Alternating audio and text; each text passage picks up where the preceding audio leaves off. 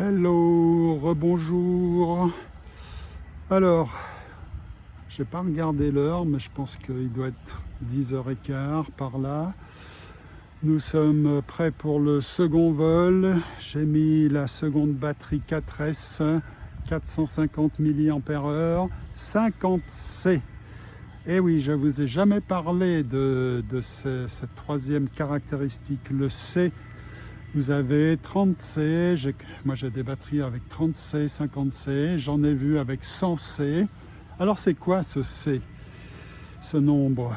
Eh bien, ça indique combien de puissance la batterie peut délivrer ponctuellement. Voilà, ponctuellement. Donc si vous avez besoin de beaucoup de puissance tout d'un coup, vous avez intérêt, tiens j'ai un nouvel écran là, batterie, je ne sais pas si vous voyez, 90%. Oui, donc avec un grand C, 100C par exemple, vous pouvez demander ponctuellement beaucoup de puissance à la batterie et elle va vous la délivrer, cette grande puissance.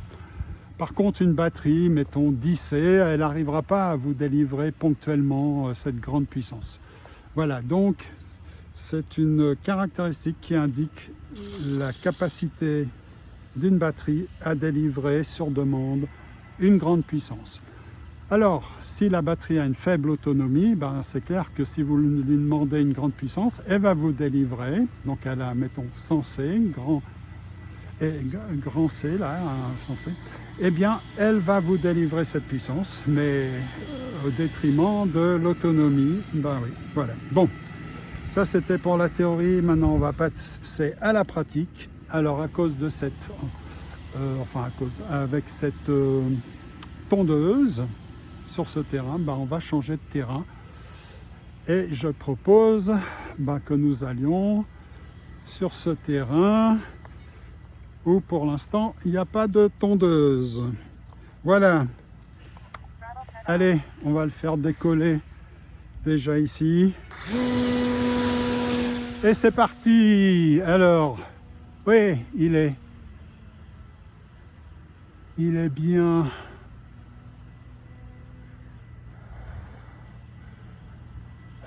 Alors, il est sur le dos, puis on va rester un peu sur le dos, tiens. Voilà.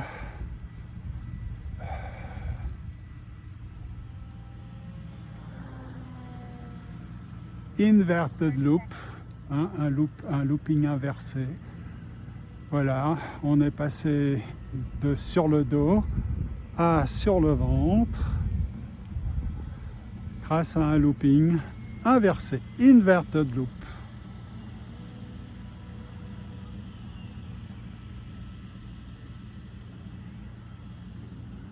Avec un joli stall turn. Moi, je me déplace sur le terrain, je m'éloigne de la tondeuse, qui est toujours sur l'autre terrain, je pense. Je n'ai pas regardé. Oui, elle est toujours sur l'autre terrain. Et j'ai le soleil dans le dos, et c'est très bien comme ça.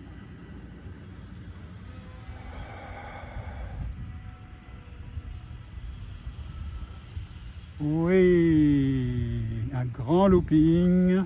On recommence. Hop là, tonneau. Grand demi-looping. On recommence. Voilà. Demi-looping. Tonneau. Demi-tonneau, je veux dire. Ça permet de faire des 8, finalement, là, je fais des 8. Voilà.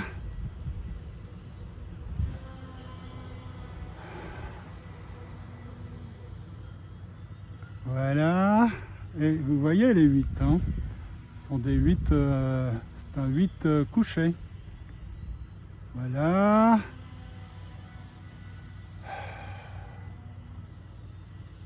Oups là. Donc il a une petite tendance, quand je fais des tonneaux, à à tourner, c'est-à-dire à sortir un peu de sa trajectoire. Mais ça, c'est le micro Draco. Je pense qu'un avion fait pour la voltige, il n'aura pas, tiens, il a capoté, il n'aura pas cette tendance.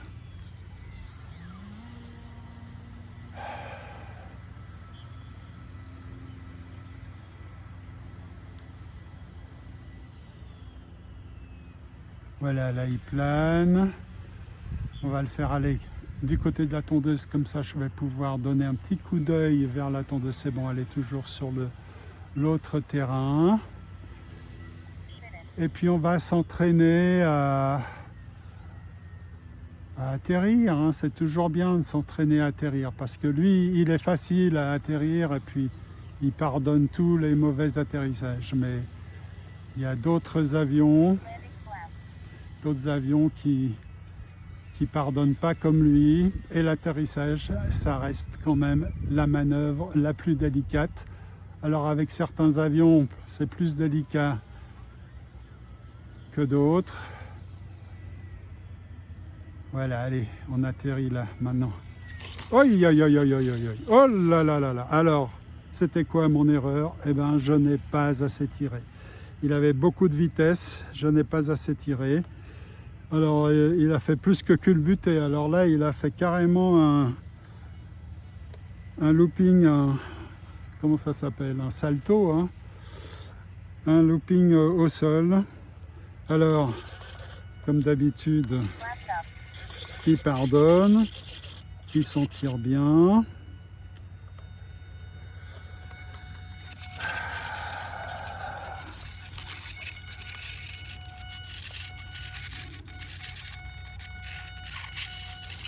Je trouve, c'est bizarre, ouais, oh là là, c'est quoi, non, ça,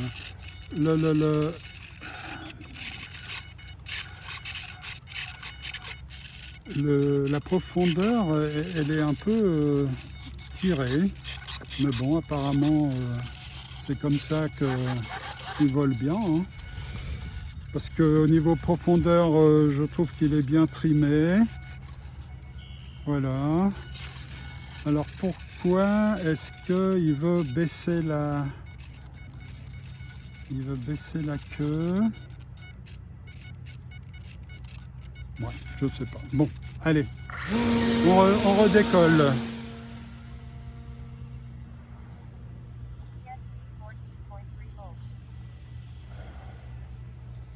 Ah, je ne me lasse plus de cette figure, hein. Là, on monte. Pendant qu'on... Ah, il a un peu de peine là maintenant à monter. Alors pendant qu'on monte, on fait un tonneau. Et ensuite, il n'y a plus qu'à tirer.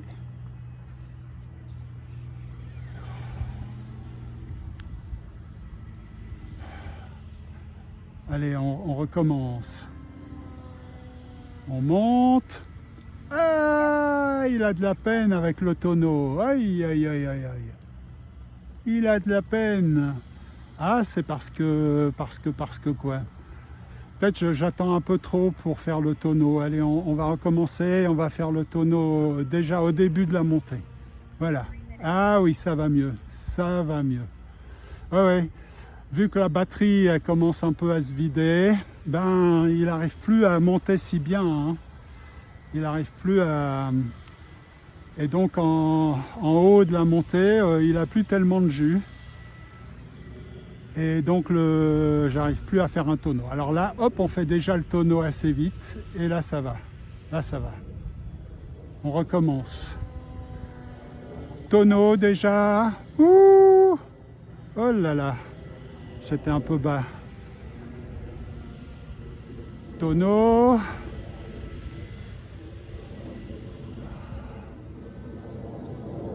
Tonneau en montant. Ouais, là j'ai bien fait. Pas trop tôt, pas trop tard.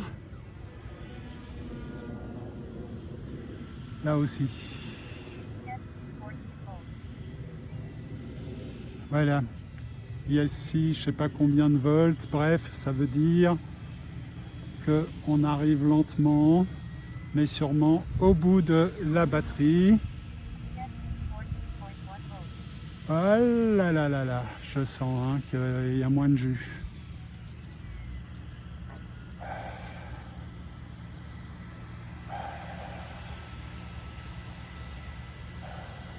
Bien, on va sortir les flaps pour faire un joli atterrissage. Ouh, oui, oui, oui.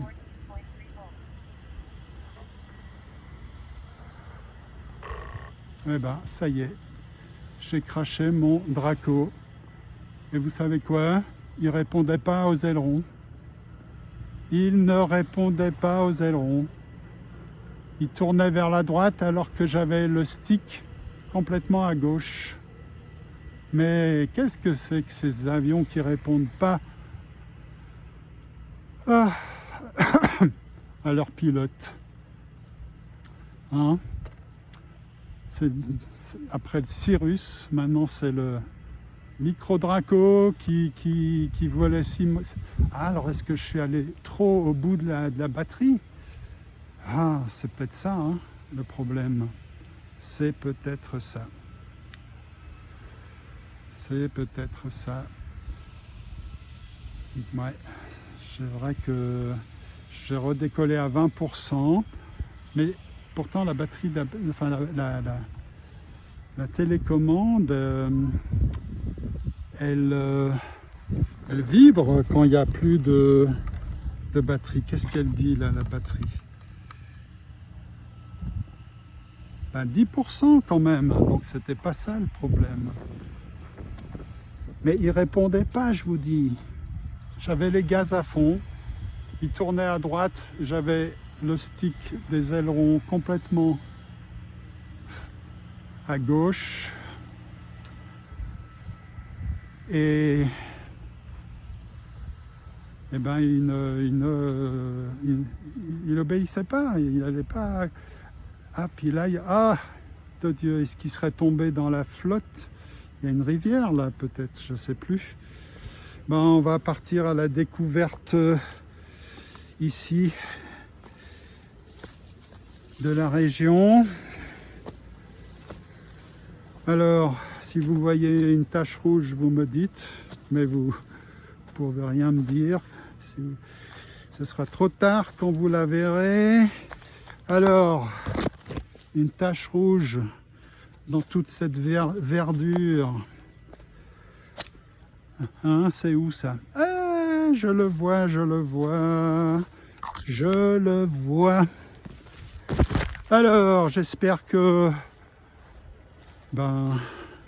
qu'il va pardonner encore ce nouveau crash. Inexplicable pour l'instant, vraiment inexplicable. Alors, dans quel état se trouve-t-il? Ouh là là là là là là. Oh là là là là. Oi aïe aïe aïe aïe aïe aïe. Oh là là là là. Ouf. Très mauvais état. Très mauvais état. Oh là là, cette fois, il n'a pas pardonné. Ouh là là là là. Au secours. Au secours. Je ne sais pas si vous voyez. Alors, l'aile, par contre, l'aile, ça va. C'est le fuselage, cette fois, qui a pris un sacré coup. Bah, ça peut se recoller, hein, tout ça. Si l'aile, c'est en ordre. Et puis, là derrière, c'est bon. Là derrière, c'est bon. Maintenant, reste à savoir pourquoi il a désobéi à mes ordres. Aïe, aïe, aïe. Ah, c'est quand même pas... on n'a pas la fiabilité de la vraie aviation, hein. Ces modèles, ils sont parfois un peu capricieux. Bon, les pilotes, comme moi, ils sont aussi un peu des amateurs, hein. Mais était-ce une erreur de pilotage? Je ne le pense pas. Je ne le pense pas. c'était un autre problème. Il ne m'obéissait plus là, à la fin. Donc c'est pas un problème de batterie, puisque la batterie est à 10%.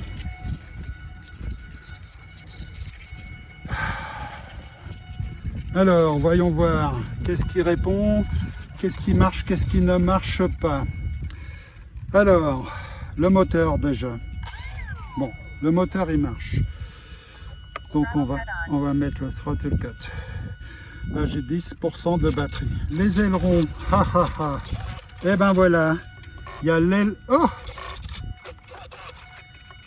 Eh oui, c'est bien ce que je pensais. Donc, vous voyez, quand il tournait à droite, il piquait, il tournait à droite. Alors moi j'ai mis les ailerons, je voulais tourner à gauche et il n'a pas répondu. Et vous voyez, l'aileron, ah non vous voyez pas, mais l'aileron, oui, donc le moteur, hein, le moteur fonctionne, voilà. Mais les ailerons, non. L'aileron de gauche,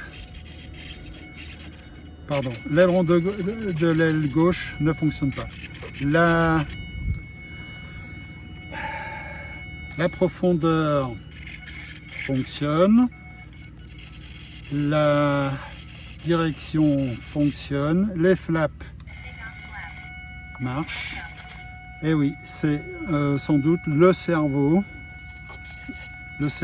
sur l'aile gauche du micro Draco qui ne marche plus.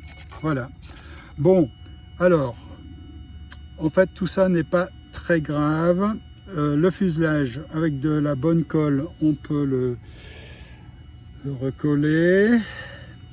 Le cerveau sur l'aile gauche, ça peut se remplacer. J'imagine que je peux en acheter un nouveau.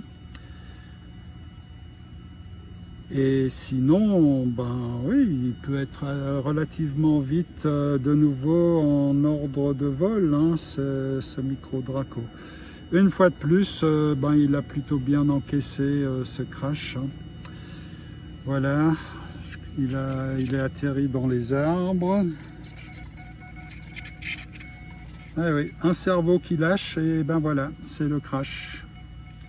C'est, je pense, ce qui est arrivé. Mais tout fonctionne, hein, le ESC, comme dit la télécommande, ben, il agit comme il faut sur le moteur, les flaps ça marche, voilà, c'est seulement, il faut recoller le fuselage, recoller un peu les fractures et puis remplacer le cerveau. Bon, je me répète. Toutes mes excuses, sinon oui, il a l'air de... Ça va, les trains d'atterrissage c'est bon. Donc c'est pas si grave que ça, ce crash. Enfin, ça veut dire de nouveau une dépense. Il va falloir acheter un cerveau. Se le faire livrer, ça veut dire de nouveau des coûts. Mais voilà, c'est comme ça ce hobby, hein. C'est comme ça. C'est comme ça.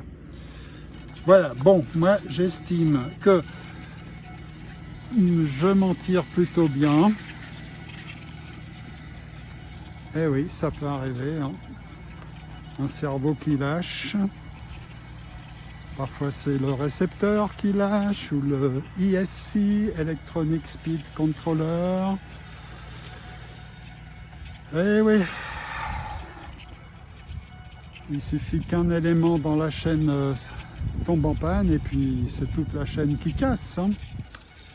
Voilà, bon, le plus important c'est que ma télécommande, elle fonctionne bien. Ça c'est capital, c'est vraiment la base. La télécommande. Et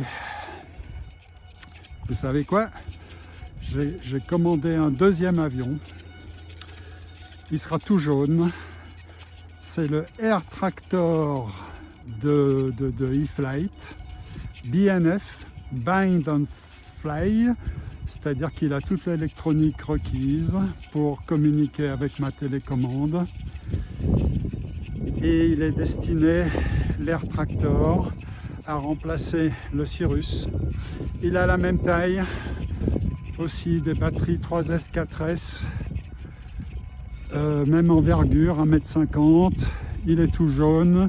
C'est une maquette d'un vrai avion.